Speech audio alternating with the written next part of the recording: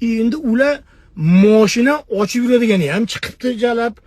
Ularda ham bir xil opashkalar, kenayishkalar, shallaqa ayollarni mashinasi quplanib qolaveradi. Hammasi o'sha opaxonni oldiga kelib turib, mashinani ochayotgan payt unda ochkisi bilan emchaga qarab oldi. Keyin ket kommentda, "Oy, opaxon emchagini arig'i ko'rinib qolibdimi?" Bittasini olib chiqib, haligi yubkani kalta kiydirib qo'yganda tursigini rangi ko'rinmas turibdi. Ko'rinmas. Yaxshilab qarash kerak, ko'z almas bo'lish kerak, rangini aytib berish uchun. O'shanaqa kiyib chiqasiz opa, kommentariy ko'proq aktiv bo'ladi deganda, u opa ham shuni kiyib chiqqanlar endi. Men ham bir qaragan chog'imda bir trendga chiqaydi, bu itarmaga odam qolmadi, endi internetdagi itarsiz mana degan. Keyin kommentga kirsang 12 mingta komment jalab. Gif qo'ysang ham buncha komment yo'q bilan. Opani ko'rdinglarmi? Men qizil deb baho berdim rangiga desa, bunisi aytadi, "Yo'q, ko'kov" deb qo'yadi. Unisi jalab sporlashyapti. Opani turistligini spori ketdi. U jalab mashina quplanib qolgan bilan hech kimning ishi yo'q jalab.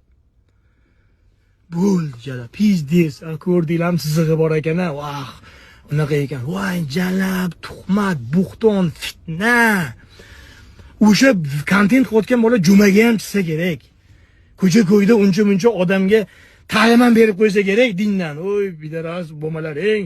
Unaqa nima degan gap. O'zini original profilini topsang o'sha ochki taqqanlarni. Menimcha shu kabani oldi rasmga ham tushgan ular. Unaqa zo'r gaplarni yozib, bu yerda fitna. 100 ming odamni kommentda tuhmatlar qildirib, bir-biriga uyushtirib qarg'a biladi.